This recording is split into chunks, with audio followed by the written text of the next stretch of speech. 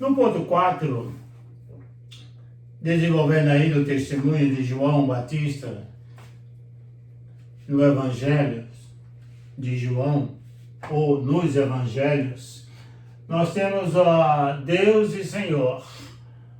Isaías 40, versículo 3, até o versículo de número 5, quando ele diz aqui: voz do que clama no deserto, preparai o caminho do Senhor, endireitai no ermo vereda ao nosso Deus. Todo vale será exaltado, e todo monte e todo outeiro serão abatidos. E o que está torcido se endireitará, e o que é áspero se aplanará. E a glória do Senhor se manifestará, e toda a carne juntamente verá que foi a boca do Senhor que disse isso. Então, João Batista, como precursor, nosso Senhor e Salvador Jesus Cristo, ele veio para endireitar, ele veio para proclamar a vinda do Messias, preparar o caminho.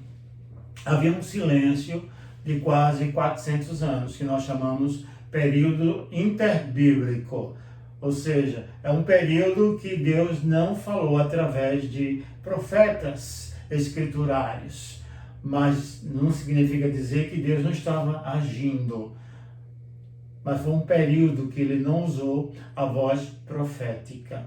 E agora aparece no século I, João reproduzindo aquilo que está escrito em Isaías 40. Voz do que clama no deserto. Ele é uma voz. Ele está preparando o caminho do Messias. No número 5, Deus perdoador. João 1, 29. Ele diz: no dia seguinte viu João a Jesus, que vinha para ele, e disse: eis o Cordeiro de Deus, que tira o pecado do mundo. Então Jesus veio para remover o pecado do mundo. Isso nós encontramos no primeiro capítulo de Mateus, capítulo 1, versículo 21. O anjo diz a Maria, a anunciação do nascimento: e ela dará à luz um filho, e lhes porás o nome de Jesus, porque ele salvará o seu povo dos seus pecados. Esse foi o propósito do Messias: perdoar os pecados, salvar o homem do pecado. Então, no Evangelho de João, nós encontramos o testemunho de João Batista em relação a Jesus Cristo. O segundo ponto desta lição é o testemunho da ressurreição, as evidências da ressurreição. A ressurreição de Jesus faz a diferença entre a fé cristã e as demais crenças do mundo. Temos um Cristo do qual não se encontraram no túmulo. Aí está a diferença. Jesus não ficou no túmulo. Jesus ressuscitou, segundo as Escrituras, no terceiro dia. Essa é a grande diferença.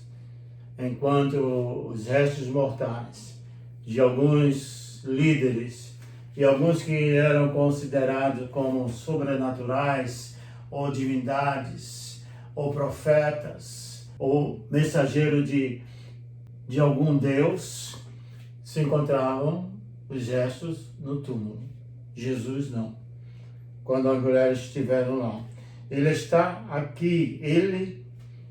E o anjo disse quando as mulheres foram ao túmulo: ele não está aqui, ressuscitou, como tinha dito. Vinde ver onde ele jazia. E eles foram lá e olharam, e ele não estava lá no túmulo. Glória a Deus. Vejamos algumas evidências de sua deidade na ressurreição. Sua autoridade é divina. Nós encontramos isso em Mateus 28 e 18. Toda autoridade foi dada ao Filho, a autoridade do Pai. Jesus declara nesse versículo que toda autoridade foi dada no céu e na terra. Ele tem autoridade sobre a morte. autoridade sobre a morte. E por isso ressuscitou. Assim mesmo, o ressuscitará o crente pelo seu poder. Nós encontramos alguns textos, e nós não vamos citar todos. Vocês têm aí na sua lição, na sua revista, os textos relacionados a esse tema. Eu apenas vou ler a primeira referência, que está em João 10, 17 e 18, quando diz: por isso o Pai me ama, porque dou a minha vida para tornar a tomá-la. Ninguém me tira de mim, mas eu de mim mesmo a dou. Tenho poder para dar e poder para tornar a tomá-la. Esse mandamento recebi de meu Pai. Tornou, pois, a haver divisão entre os judeus por causa destas palavras. Ele tem o poder da vida. Ele tem um poder sobre todas as coisas. Ele dá a vida e tem o poder de retornar a vida, porque ele é Deus, conforme as Escrituras. Ele tem autoridade sobre os demônios e o líder Satanás. A Bíblia diz que ele aprisionou Satanás. Ele tem poder, mas o poder dele é limitado. Ele nos resgatou da morte. A morte estava sob o domínio de Satanás. E agora Jesus nos resgatou. Pagou o preço, um alto preço pela nossa vida. E a autoridade exercida nas Escrituras, e o diabo, os demônios se ajoelhavam e clamavam para que Jesus não mexesse com eles. É a autoridade dada do Pai ao Filho. Ele tem autoridade para salvar, a letra C. Ele tem autoridade para salvar. Hebreus capítulo 7, versículo 25, João 1:12 e João 10:28. João 12 é bem conhecido, né? Jesus veio para os seus e os seus não receberam, mas todos aqueles que o receberam, deles o poder de se tornarem filhos de Deus. No livro de Hebreus vai delinear ou esboçar a mesma ideia de salvação. Jesus veio para isso, para salvar o homem. E qual seria a aplicação das evidências, né, desse momento aqui, desses 3 itens? Cristo só pode salvar porque é Deus Salvador. O mesmo Deus predito nas profecias. Então, ou seja, ele é o cumprimento das profecias. Ele veio no tempo certo, na hora certa, conforme o apóstolo Paulo vai dizer em Gálatas 4, versículo 4. E vindo à plenitude dos tempos, olha, plenitude dos tempos, está em Gálatas 4:4. No item 2, sua autoridade é reconhecida com adoração. No livro de João, capítulo 20 e 28, nós temos uma das mais sublimes citações de um apóstolo, que é interessante, que é aquele que não creu primeiramente na ressurreição, duvidou, né, como Tomé. Mas agora ele, de uma forma bem profunda, ele diz lá: Senhor meu e Deus meu. Senhor meu e Deus meu. Tomé, uma das mais belas afirmações em relação a Jesus Cristo, o Messias, o Filho de Deus. É uma forma de adorar, reconhecer a plenitude, reconhecer a soberania, reconhecer Jesus como Senhor e Salvador de nossas vidas. No Evangelho de Lucas, versículo 52, a Bíblia diz que então eles, adorando-o, voltaram para Jerusalém tomados de grande júbilo. Aqui retrata a história daqueles dois discípulos a caminho de Emaús. Quando a máscara caiu, quando a venda dos seus olhos, a escama caiu, eles retornaram. Eles estavam saindo de Jerusalém e agora eles voltam para Jerusalém. Ou seja, local onde os apóstolos e os seguidores de Jesus estavam lá, aguardando e esperando. Já havia a notícia da ressurreição e ali eles começaram a cantar, a adorar o Senhor Jesus em toda a sua plenitude. O terceiro ponto desta lição, testemunho ou declaração de João, o apóstolo, está dentro de algumas referências. João 20, de 30 a 31, João 21, 24 a 25, e capítulo 1, versículo 1 até o versículo 14. Então nós temos aí o testemunho de João, o apóstolo. Não é o Batista, mas é a visão do apóstolo João em relação à divindade de Jesus. E ele narra, primeiro, os feitos e sinais de Jesus mostram sua divindade. Ele fala aí nesse versículo que se fosse descrever ou escrever todos os sinais e feitos que Jesus realizou, os milagres, prodígios, as curas, não haveria livro no mundo que coubesse, não é? A relação de feitos e de sinais. Em Mateus, no capítulo 15, versículo 25, ele narra uma história de uma mulher Ciro-fenícia, não é? Quando ela diz, ela porém veio e adorou, dizendo, Senhor, socorre-me. Jesus sempre foi ao encontro do pecador. Houve uma hermenêutica, digamos assim, diferente do Antigo Testamento para o Novo Testamento. No Antigo Testamento, havia aquela ação didática das pessoas se aproximarem de Javé, com um processo de purificação, de obediência aos mandamentos, a gradação de valores, nem todo mundo chegava. Havia a questão sacerdotal, né, da dinâmica sacerdotal da tribo de Levi, do sacerdote e o sumo sacerdote. Era o único que chegava na sala chamada Santo dos Santos.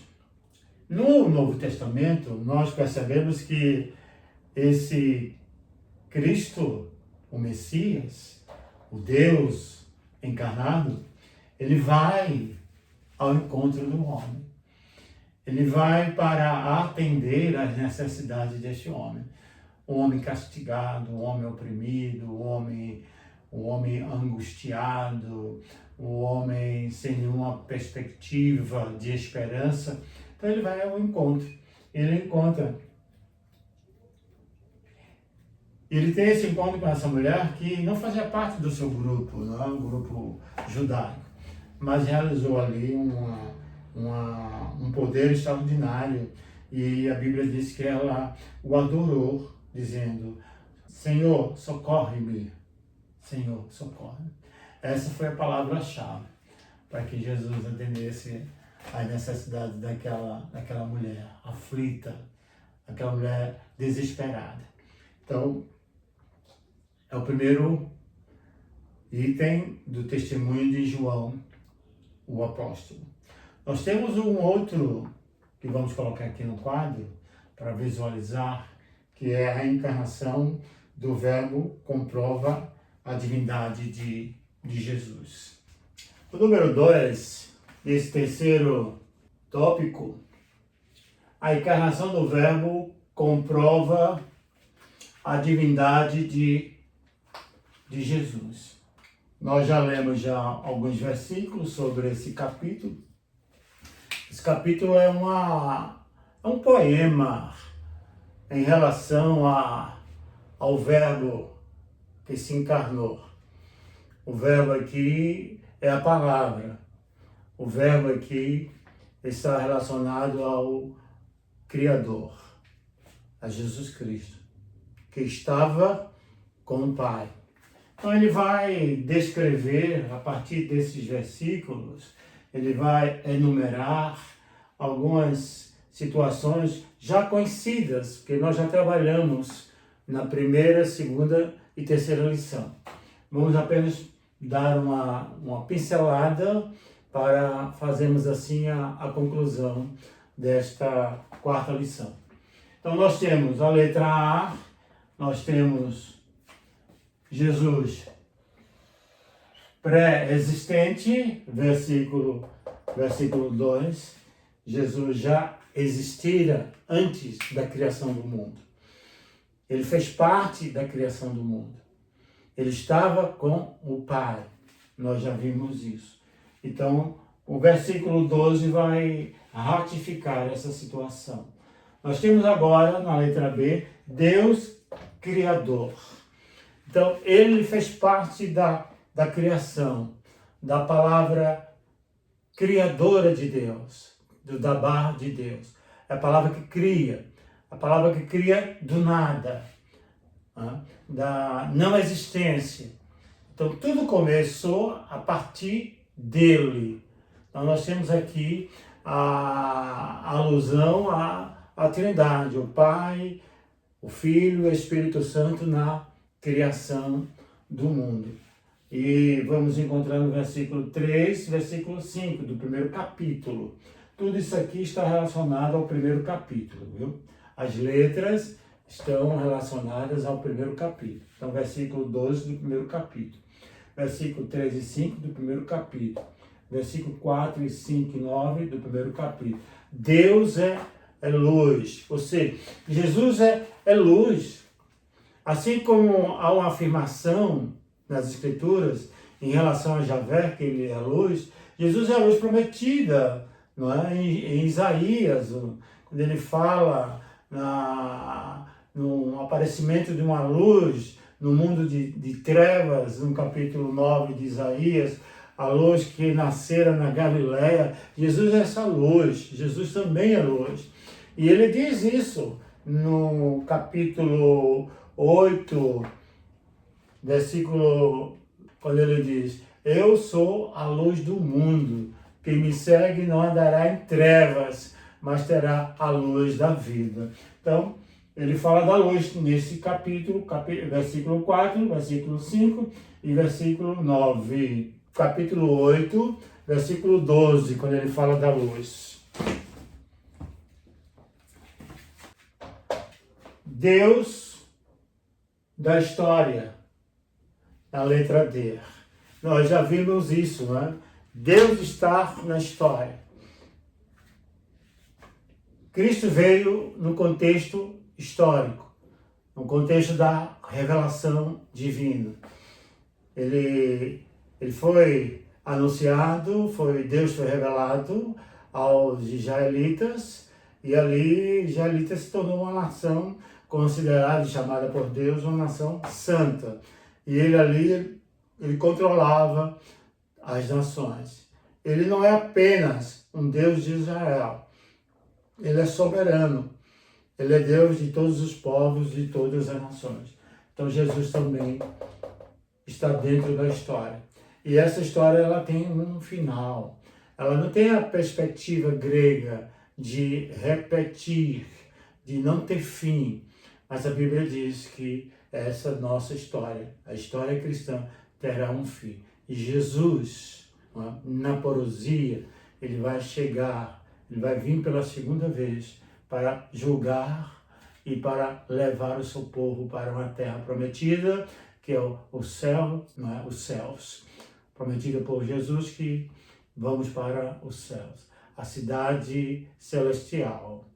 A conclusão desta lição, ela está esboçada da seguinte forma: cada aluno deverá ter essa compreensão.